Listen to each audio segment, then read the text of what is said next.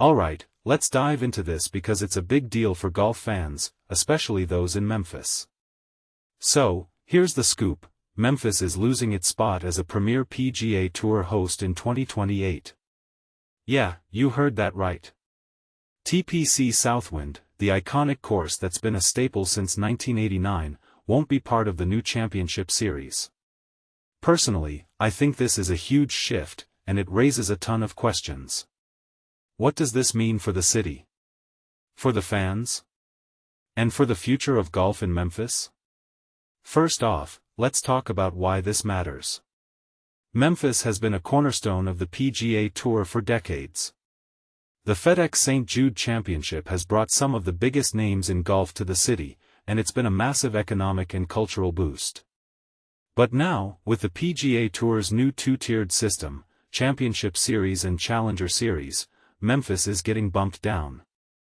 What makes this really interesting is that it's not just about golf, it's about the identity of a city. Memphis has prided itself on being a premier golf destination, and this change feels like a bit of a demotion. In my opinion, it's a wake-up call for how sports leagues are restructuring their events to maximize viewership and revenue. Now, let's talk about the broader implications. The PGA Tour says Memphis is still a priority market, and they're exploring options for the Challenger Series. But here's the thing: the Challenger Series is essentially the minor leagues of the PGA Tour. Sure, it's still professional golf, but it doesn't have the same prestige or star power as the Championship Series.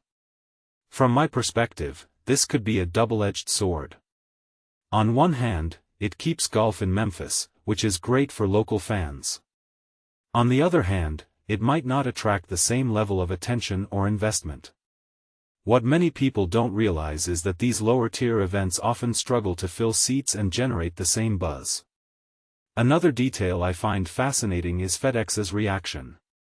They've been a partner since 1986, and they're clearly disappointed but committed to staying involved. Their statement about finding new ways to partner with St. Jude and invest in Memphis is a big deal. It shows that even though the tournament is changing, the community impact doesn't have to. But here's the deeper question: can Memphis maintain its golf legacy without being a premier host? Personally, I think it's possible, but it'll take creativity and effort from all stakeholders. If you take a step back and think about it, this is part of a bigger trend in sports. Leagues are constantly reshuffling their structures to stay relevant and profitable. The PGA Tour's new format is about creating a more dynamic and competitive environment, but it also means some cities get left behind.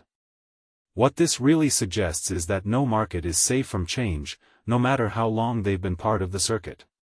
It's a reminder that in the world of professional sports, nothing is permanent. So, what's next for Memphis? The 2028 schedule isn't finalized yet, but it's clear that the city will have to adapt.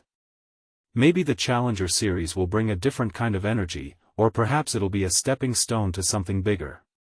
One thing that immediately stands out is the PGA Tour's emphasis on keeping Memphis in the mix. They're not cutting ties completely, which is a good sign.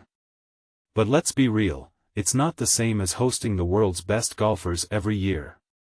In my opinion, this is a moment for Memphis to redefine its relationship with golf. It's an opportunity to build something new, even if it's not what fans are used to.